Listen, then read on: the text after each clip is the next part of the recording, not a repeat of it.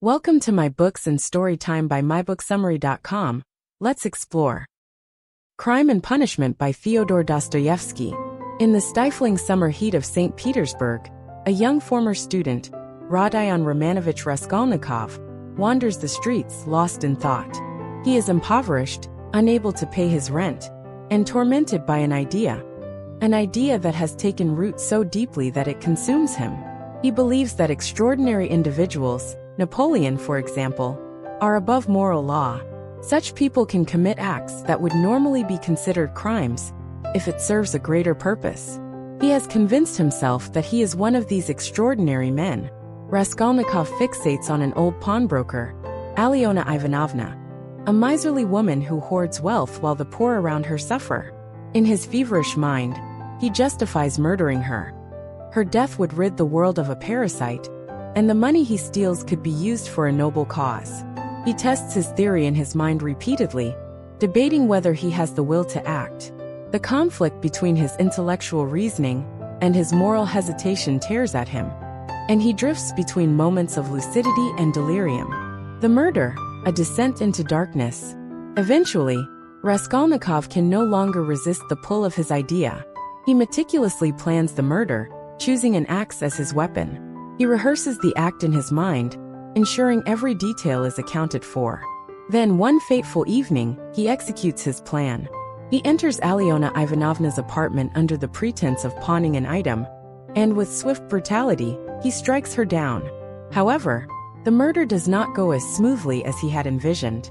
Unbeknownst to him, Alyona's gentle and innocent sister, Lizaveta, arrives home unexpectedly. Overcome with panic, he kills her as well. This second, unintended murder shatters his illusion of control. Raskolnikov hastily steals some valuables, but leaves most of them behind in his frenzy. His actions are sloppy, his nerves shattered. The moment he steps back into the street, he is already consumed by guilt and paranoia. The psychological torture begins. Rather than feeling triumphant, Raskolnikov is immediately overwhelmed by fear and anxiety. He returns to his small, cramped apartment and collapses into a feverish stupor.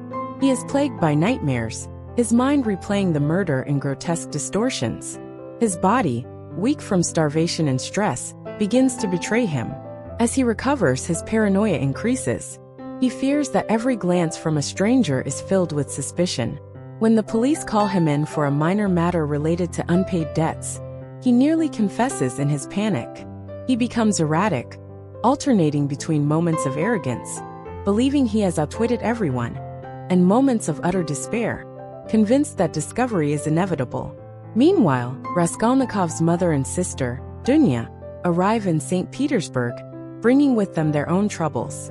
Dunya is being pursued by the repulsive and controlling Pyotr Petrovich Luzin, a man who seeks to marry her for his own social gain. Raskolnikov despises him, and his disdain for Luzin's self-serving morality only fuels his own internal conflict. Porfiry Petrovich, the psychological cat-and-mouse game. The real danger for Raskolnikov, however, comes in the form of Porfiry Petrovich, the shrewd and methodical investigator assigned to the murder case. Unlike the brutish police officers, Porfiry is a master of psychological manipulation. He does not accuse Raskolnikov outright, but instead engages him in conversations that slowly tighten the noose around his psyche. Porfiry's tactic is to make Raskolnikov confess voluntarily, using psychological pressure rather than direct evidence. He hints that he knows more than he lets on, playing on Raskolnikov's paranoia. The battle of wits between the two is one of the most riveting parts of the novel, as Raskolnikov attempts to maintain his composure, while Porfiry subtly chips away at his defenses. At the same time, Raskolnikov is drawn to Sonya Marmeladov, the daughter of a drunken civil servant. Sonya, forced into prostitution to support her family, is the embodiment of suffering and self-sacrifice. She is pure in heart despite the cruelty of her circumstances. Raskolnikov, drawn to her kindness and quiet strength, confesses his crime to her. Rather than recoiling in horror, Sonya urges him to atone for his sins by seeking redemption. The confession and redemption. As the pressure mounts, Raskolnikov becomes increasingly unstable. The weight of his crime, the psychological torment inflicted by Porfiry, and Sonia's quiet insistence that he must confess all push him to the breaking point. He oscillates between moments of defiance, insisting that he was right to commit the murder, and moments of crushing guilt. Porfiry, sensing that Raskolnikov is on the verge of collapse, gives him an ultimatum. He knows the young man is guilty, and it is only a matter of time before the evidence becomes undeniable. If Raskolnikov confesses willingly, his punishment will be less severe. In his final act of internal rebellion, Raskolnikov still resists, but he knows he cannot escape his fate. Finally, at Sonia's urging, he goes to the police station and confesses. The act of confession, though terrifying, is also a moment of liberation. The burden he has carried for so long is lifted. He is sentenced to 8 years of hard labor in Siberia. Siberia, the path to redemption. Siberia is a place of both punishment and transformation. At first, Raskolnikov remains defiant, believing himself to be superior to the other prisoners. But over time, Sonia's unwavering devotion and the simplicity of prison life begin to change him. He watches as other convicts, many of whom have committed terrible crimes, find solace in faith and repentance. Slowly, he begins to understand the true weight of his actions. One of the most powerful moments of the novel occurs when Raskolnikov dreams of a world infected by a plague, an epidemic of nihilism, where people believe themselves to be superior to others, and thus justify acts of cruelty.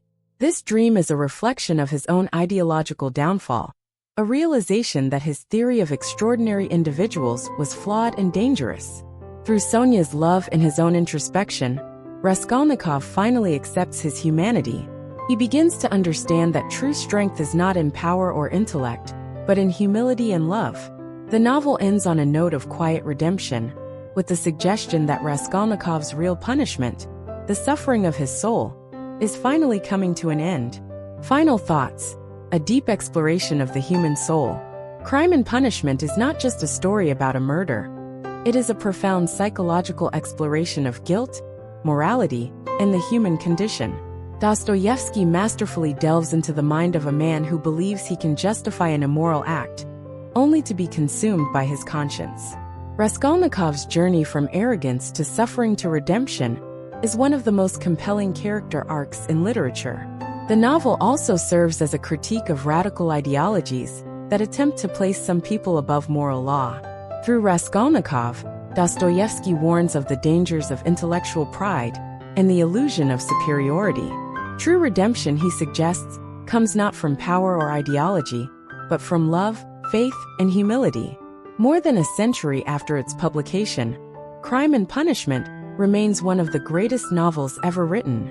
It is a gripping psychological thriller, a moral investigation, and a deeply moving story of a man's struggle for redemption. It reminds us that no crime, no matter how justified in the mind of the perpetrator, can escape the judgment of the human soul. Stay tuned for more enlightening content. Don't forget to like, comment, and subscribe the world icons.